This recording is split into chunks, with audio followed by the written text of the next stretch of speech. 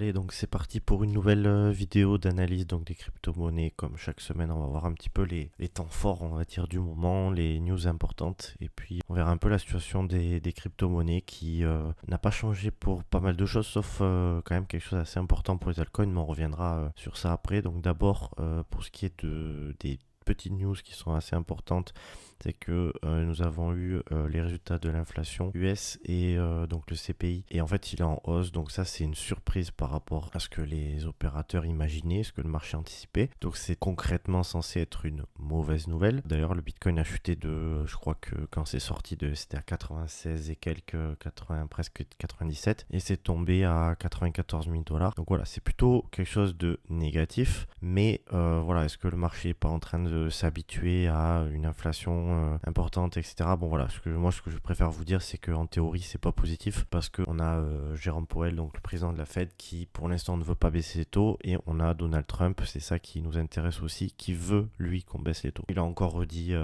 juste avant que l'inflation soit en hausse, il a dit qu'il voulait qu'on baisse les taux. Voilà, donc maintenant c'est difficile parce qu'on sait que Trump a le bras long, on sait que s'il a vraiment envie que les taux baissent, les taux baisseront. Maintenant, voilà, j'ai du mal à croire qu'un bras de fer, il va y avoir une forme de bras de fer, mais est-ce que Trump, je sais pas jusqu'où Trump peut aller, je sais pas jusqu'où Trump veut que les taux baissent, mais voilà, en tout cas c'est les éléments qui sont vachement importants, qui sont sortis, sachant que je rappelle qu'il nous faut un environnement plutôt positif pour les actifs risqués, c'est d'avoir des taux qui baissent, alors que là ils sont en pause depuis plusieurs mois. Mais bon, nous, vous le savez, moi je suis quand même plutôt sur l'analyse technique, parce que au final les news parfois servent à on monte, c'est grâce à ça, on baisse, c'est grâce à autre chose ou à cause de quelque chose. Bref, moi ce que je vois surtout, ce qui m'intéresse surtout, c'est la tendance sur le moyen long terme, savoir un petit peu si on peut installer un top de marché, etc. Donc sans plus attendre, le Bitcoin, voilà, ça c'est mon dessin de la semaine dernière, ça n'a pas changé, toujours une consolidation entre les 104 000 et les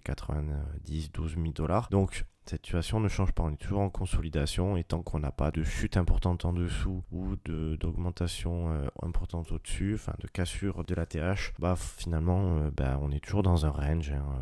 Donc on a eu un range ici, on a eu un range là, on a eu un range ici, on a eu un range là, etc. Mais en fait, qu'est-ce qui montre que pour l'instant la dynamique est plutôt haussière, c'est qu'en fait tous les ranges ont mené à une nouvelle hausse. Donc voilà, c'est vraiment juste tout simplement, hein, la dynamique avec des creux et des sommets ascendants, loi de dos. Donc voilà, j'invente rien, et j'essaie de suivre en fait cette dynamique, parce que finalement il n'y a que ça qui objectivement nous permet en fait de savoir où en est le Bitcoin. Donc voilà, pour ce qui est du daily, il n'y a pas grand chose de plus à dire, du weekly pardon. En daily, donc il n'y a pas grand chose qui change. On est toujours sur voilà, j'ai tracé une trendline baissière, je sais pas si j'ai le tracé la semaine dernière. Bon, après hop, je peux peut-être l'enlever parce qu'en soi on s'en fiche, hein. L'idée c'est juste de se dire que on a des creux sommets descendants depuis le top ici, qu'on est donc dans un range ici. Donc nous, ce qu'on aimerait, c'est renverser cette tendance en allant chercher un nouveau plus haut dessus de cette résistance autour des 107 000 $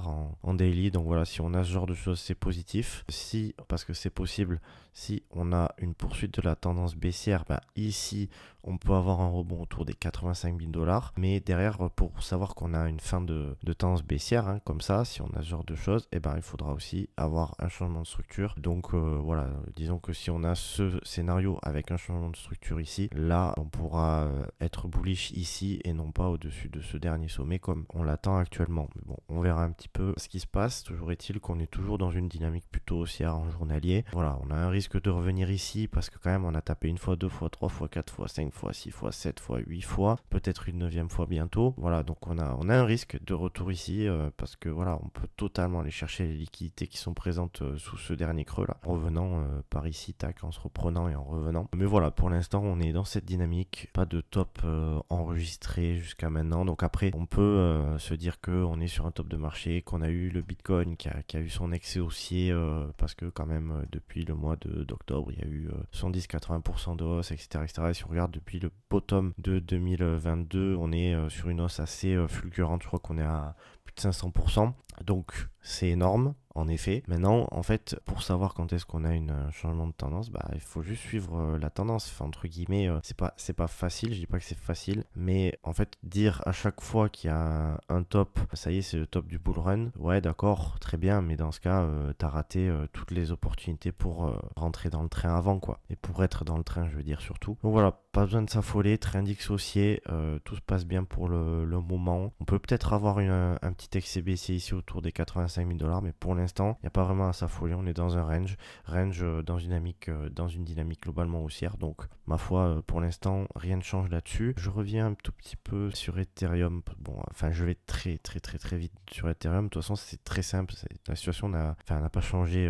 Depuis que j'ai dessiné ce dessin absolument moche, mais qui permet de bien comprendre la situation n'a pas vraiment changé, si ce n'est qu'en perdant ce niveau, on est censé revenir à ce niveau-là. Donc on est revenu à ce niveau-là. Maintenant, on va peut-être être installé un range ici. L'objectif, c'est de récupérer ce range-là, donc de revenir au-dessus de ce niveau et revenir là. Mais l'objectif ultime, hein, c'est vraiment, comme je l'ai dessiné, c'est péter ce niveau de résistance autour des 4 000 $. Voilà. Donc déjà, au vu de la tendance en place, si j'ai une structure là, ici, ce serait positif. Maintenant, au vu de l'énorme résistance qu'on a construit ici, moi, je serais quand même plus rassuré qu'on aille péter ces derniers sommets autour des 4 100 $. Donc voilà.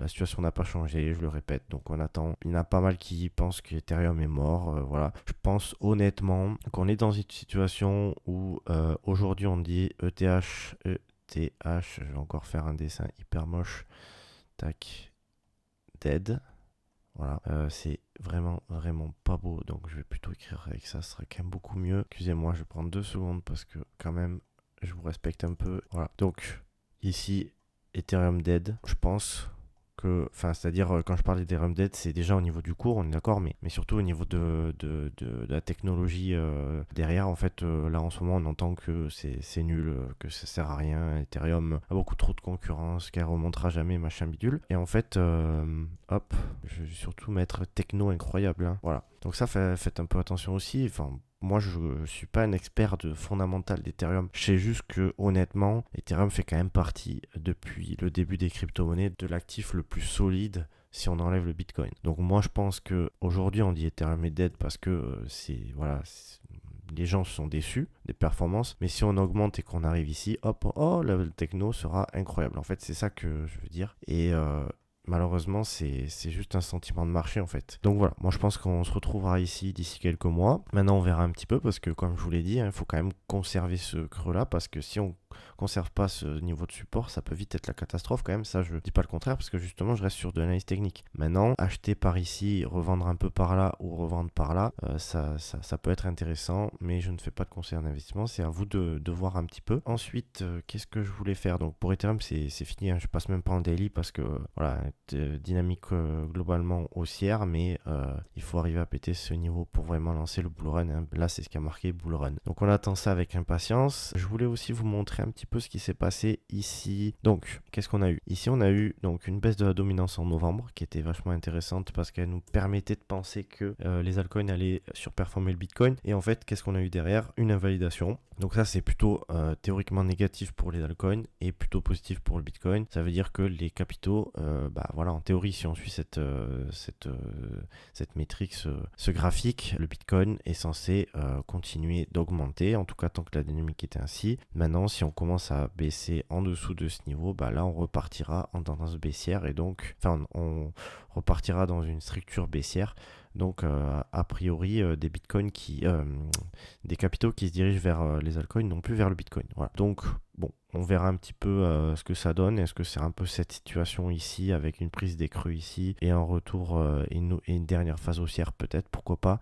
Peut-être qu'on ira chercher 70%, je n'en sais rien. Ça m'étonnerait qu'on dépasse les sommets de 2020-2019, mais bon, on ne sait jamais ce que le marché peut nous faire. Mais en tout cas, ce que je veux dire, c'est voilà, maintenant, on attend un nouveau signal baissier pour dire que ça y est, les capitaux repartent vers les altcoins. Voilà. Et je rappelle que certains pensent que l'alcoin season, il n'y en aura plus. Moi, je pense que c'est pas vrai. Je pense qu'on aura une alcoin season. Maintenant, on est sur un cycle un peu différent des précédents. Ça, c'est totalement vrai. Dans le sens où le Bitcoin, on parle de réserve stratégique en Bitcoin, etc., etc.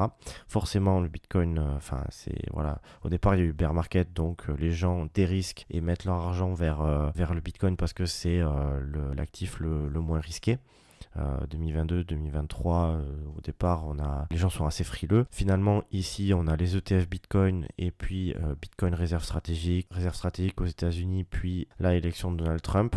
Donc finalement, l'élection de Donald Trump a fait chuter, mais finalement, ça aura été que pour quelques semaines, pour 3 semaines, puisque directement, le cours a rebondi sur Trendix pour enregistrer un nouveau plus haut. Donc voilà, les gens dérisquent pour l'instant, les gens n'ont pas forcément confiance aux altcoins pour l'instant. Maintenant, je reste quand même plutôt optimiste sur les altcoins. Pourquoi ? Parce qu'en 2025, normalement, avec l'arrivée de Donald Trump, justement, ici plutôt positif pour les altcoins, avec l'arrivée de Donald Trump, je pense que on va avoir des ETF qui vont arriver sur les altcoins. Hop, ETF sur les altcoins. Et voilà, ça pourrait amener pas mal d'intérêt pour les altcoins, parce qu'aujourd'hui, on a certes Ethereum qui a ses ETF, mais il y a eu des dépôts pour, je crois, Litecoin, XRP, Dogecoin, etc., etc. Donc voilà, du coup, c'est des choses qui pourraient être intéressantes parce que les capitaux pourraient se diriger, alors dans ce cas, vers les altcoins, parce que là, ça serait un peu la route, l'autoroute vers les altcoins. Hein. Si les ETF commencent à arriver sur les altcoins, en gros, ça veut dire que les acteurs institutionnels peuvent facilement miser sur les altcoins, et donc ce serait quand même quelque chose de positif pour l'adoption, etc. Et je pense personnellement que, donc je vous disais, le cycle est différent. Donc on a le Bitcoin qui pour l'instant capte énormément les capitaux, donc peut-être qu'on va continuer à monter. Admettons qu'on continue à monter, tac, j'enlève juste ça, admettons qu'on continue à monter encore un peu et qu'on là ici on met un top, derrière pour moi on aura une alt season avec tout ce qui aura été investi dans le Bitcoin qui se dirigera dans les altcoins, plus les nouveaux arrivants, etc., etc. Et je pense qu'on aura vraiment une baisse de la dominance et qu'on reviendra, à mon sens, dans cette boîte ici, là. Ici, voilà, je pense qu'ici il faudra être vigilant. Mais aujourd'hui, les gens vous disent qu'il n'y a plus d'alt season, c'est pas possible. Et quand on arrivera ici, croyez-moi qu'on entendra que les altcoins c'est la vie, le Bitcoin c'est pas ouf parce qu'au final on peut pas faire beaucoup d'argent parce que peut-être le Bitcoin ici il sera aux alentours, je sais pas moi, des 70 000, j'espère pas, qui sera aux alentours des, je sais pas moi, 200, 300 000, soyons fous. Et donc dans ce cas on entendra que là les altcoins s'ils performent bien pendant plusieurs mois, on mettra dans la tête des gens que les altcoins sont géniaux, et donc voilà, ce sera génial, sauf qu'en fait derrière peut-être ce sera un top de marché, puis derrière leur dominance reprendra comme ça a été le cas ici. Donc voilà, il faut pas désespérer à mon sens sur les altcoins, seulement ça prend un peu de temps, j'en ai conscience que c'est un peu long pour certains, etc. Maintenant voilà, pour l'instant, il n'y a que des choses positives. Je veux dire, le fait que le Bitcoin ait eu ses ETF, qu'on parle même, juste parler d'une réserve stratégique en Bitcoin aux États-Unis, c'est énormissime. Je veux dire, en 2021, on parlait de Bitcoin à 100 000 $. On a eu le Bitcoin à 100 000 $. On a maintenant des réserves stratégiques en Bitcoin qui vont peut-être être mis en place par les États-Unis. Si ça arrive, c'est énorme. Et si ça arrive, il faudra voir quand ça arrive, parce que si ça arrive d'ici quelques mois et que le Bitcoin est à, je dis n'importe quoi, 150 000, 200 000 $, il faudra peut-être être vigilant. Alors que pour la majorité, ce sera un événement ultra bullish, mais ça pourrait surtout marquer le top. Donc voilà, tous ces éléments, il va falloir voir au fur et à mesure. Donc pour l'instant, j'ai quand même un signal qui dit que les capitaux se dirigent à nouveau vers les altcoins, vers le Bitcoin, pardon. Mais bon, voilà, faut pas perdre espoir. C'est peut-être là, on a peut-être eu un top, on sait pas. En tout cas, c'est pas dans la charte. Et si on a un top, on aura encore une fois, on aura ce creux qui sera pris par le marché, donc une chute en dessous et une suite de creux et de sommets descendants, comme finalement en 2021. Et je rappelle qu'en 2021, voilà, on avait une chute vraiment en quelques semaines. Donc ça prend très peu de temps, et c'est souvent en fin de bull market que les capitaux se dirigent vers les altcoins. Donc voilà, il faut être patient, et ça arrivera. Ça fait 5 minutes que je parle de la dominance, mais je trouve que c'est assez important et assez intéressant. C'est une des métriques les plus intéressantes selon moi. Et puis ouais, voilà, un petit tour pour finir sur Ethereum face au Bitcoin. Donc Ethereum Bitcoin est en train de chuter. Est-ce que ici on a Est-ce que ici on a un bottom? Peut-être. En tout cas, encore une fois, c'est pas dans la charte. Donc pour avoir vraiment un bottom sur Ethereum, Bitcoin, bah voilà, il faudrait vraiment repasser au-dessus et retrouver des creux, des sommets ascendants, péter la trendline haussière, baissière et tout. Puis après, derrière, on aura peut-être, quand on aura ce genre de choses ici, tac, tac, tac, tac, tac, tac, tac, tac, tac, là, on aura une tendance vraiment bullish pour Ethereum et j'ai envie de dire pour les altcoins, hein, parce que au départ, c'est Ethereum qui en profite, mais à la fin, c'est les altcoins avec des plus faibles capitalisations. Hein. Pour l'instant, on est toujours dans cette espèce de premier cycle, première phase, j'ai envie de dire première phase où vraiment le Bitcoin attire les capitaux. Hein. Voilà, tout ça, c'est 2018, 2019, 2000, jusqu'à janvier 2020, ça a vraiment chuté fortement. Peut-être qu'on est dans cette dynamique hein, et qu'aujourd'hui, on est encore dans cette phase ici descendante et que la prochaine phase, bah, ce sera celle-ci et qu'on n'y est pas encore cette phase-là qui durera plusieurs mois. On n'y est peut-être pas encore, peut-être qu'on est très très proche, peut-être pas encore, bah faudra voir un petit peu tout ça. Mais en tout cas, on n'a pas de signal pour l'instant qui dit que Ethereum va surperformer le Bitcoin dans les prochains mois, même si c'est totalement possible. Bon écoutez, après on a fait pas mal le tour des situations. Si je parlais de la capitalisation totale des altcoins, c'est pas ça, voilà, puisque c'est quelque chose qui est assez intéressant pour les altcoins. Donc là on a eu un signal de top entre guillemets ici. Maintenant, voilà l'objectif, c'est de retrouver des creux et des sommets ascendants comme d'habitude. Donc, qu'est-ce qu'il me faut? Il faut un rebond, une clôture au-dessus de ce niveau-là et derrière, à mon avis, les altcoins pour repartir à la hausse. Maintenant, là où il faut pas faut faire attention, donc quand même dynamique globalement haussière, hein. Donc là-dessus il n'y a pas de souci. Maintenant là où il faut faire un petit peu attention, c'est que attention, ce qu'on peut avoir, c'est ce genre de choses.